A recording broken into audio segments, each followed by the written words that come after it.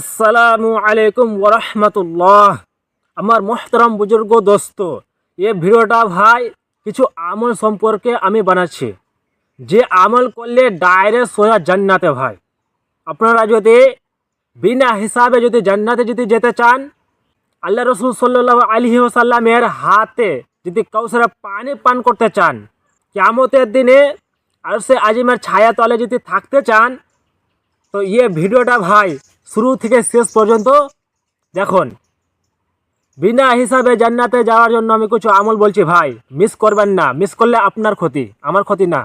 আমাদের নবী হজরত মুহাম্মদ সাল্লাল্লাহু আলাইহি ওয়াসাল্লাম বলতে লাগলেন যে, আলী তুমি কি বিনা হিসাবে জান্নাতে যেতে চাও?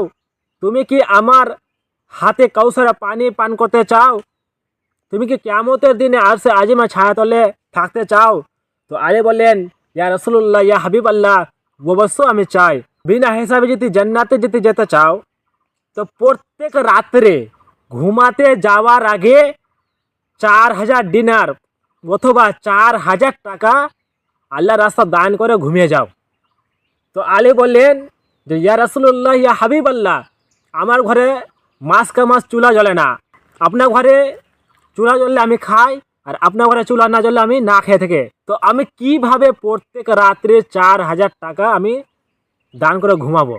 তো আল্লাহ রসুল সাল্লাল্লাহু আলাইহি ওয়াসাল্লাম মুচকি হেসে আলীর হাতকে শক্ত করে ধরে বললেন যে, আলী তোমাকে 4000 টাকা দেওয়া লাগবে না।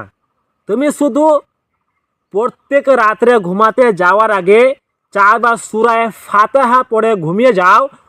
সূরা ফাতিহা যে 4 বার পড়ে ঘুমাবে, 4000 টাকা সাদকা করলে যা সওয়াব পাওয়া যাবে, সে সওয়াবটা তোমার আমলনামা দিয়ে দিবে।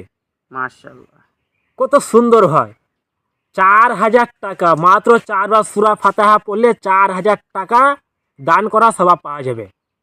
আর যে মরণ আগ পর্যন্ত, মৃত্যু আগ পর্যন্ত যে আমলটা করতে থাকবে, আল্লাহ তাআলা ওয়াদা করেছে তার জন্য জান্নাত ওয়াজিব হয়ে যাবে। মাশাআল্লাহ, এটা সুন্দর আমল ভাই। তো আলী শুনে খুশি হয়ে গেলেন যে, এ তো ছোট ছোট আমল, এ তো বিশাল বিশাল নাকি। তো বললেন যে, ইয়া রাসূলুল্লাহ, ইয়া হাবিব আল্লাহ, আরও কিছু আমাকে নসিহত করো, আরও কিছু আমলের কথা বলো। তো আল্লাহ রসুল সাল্লাল্লাহু আলাইহি ওয়াসাল্লাম বললেন, তুমি যদি বিনা হিসাবে যদি জান্নাত যেতে চাও, কিয়ামতের দিন যদি আরশে আজিমের ছায়া তলে যদি থাকতে চাও, তো প্রত্যেক রাত্রে একটা মকবুল হজ আর মকবুল উমরা করে ঘুমিয়ে যাও। তো আলী বললেন যে, আমি থাকি মদিনা, আর হজ করতে গেলে মক্কা যেতে হবে। তো প্রত্যেক রাত্রে আমি যদি হজ করতে যাই, তো আমি ঘুমাবো কবে? রাতে তো শেষ হয়ে যাবে।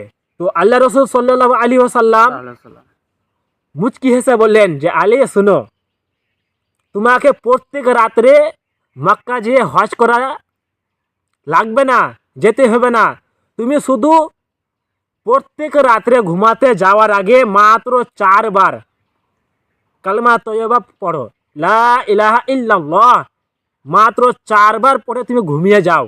একটা মকবুল হজ আর একটা মকবুল উমরা যা করলে সওয়াব পাওয়া যাবে, সে সওয়াবটা তোমার আমলনামা দেওয়া হবে। লক্ষ লক্ষ টাকা দিয়া হজ করতে গেলে সে হজ কবুল হতে পারে, না হতে পারে, কিন্তু এ আমলটা যদি করো, তো অবশ্যই যেটা হজ কবুল হয়ে গেছে, যেটা উমরা কবুল হয়ে গেছে, সে সওয়াবটা তোমার আমলনামা দিবে। যে ব্যক্তি প্রত্যেক রাত্রে ঘুমাতে যাওয়ার আগে মাত্র 4 বার কালেমা তয়্যবা যে পড়ে ঘুমাবে, যেটা হজ, যেটা মকবুল উমরা, যেটা কবুল হয়ে গেছে, ভালো করে শুনবেন, যেটা কবুল হয়ে গেছে, সেটা সওয়াবটা তোমার আমলনামা দেওয়া হবে। যে ব্যক্তি প্রত্যেক রাত্রে 4 বার কালেমা তয়্যবা পড়ে ঘুমাবে, বুঝতে পারলেন? তো আরও আছে আমল, অনেক আছে। তো ভিডিওটা লম্বা হয়ে যাবে, সেজন্য বলবো না। ভিডিওটা যদি ভালো লেগে থাকে, তো আমাদের চ্যানেলটাকে প্লিজ সাবস্ক্রাইব করে সাথে রাখুন। আরও এরকম সুন্দর সুন্দর আমলের কথা, ইসলামিক কুজের কথা, দুয়া কিছু শিখতে যদি চাও, তো আমাদের চ্যানেলটাকে সাবস্ক্রাইব করে সাথে থাকুন। ইনশাআল্লাহ আমরা যা ভিডিও ছাড়বো আপনাদের সামনে চলে আসবে। আরও আমল আছে জান্নাতে যাওয়ার, সে আমল যদি পেতে চাও তো অবশ্যই সাবস্ক্রাইব করে রাখুন। দেখা হবে আগলা ভিডিওতে। আসসালামু আলাইকুম ওয়া রাহমাতুল্লাহ।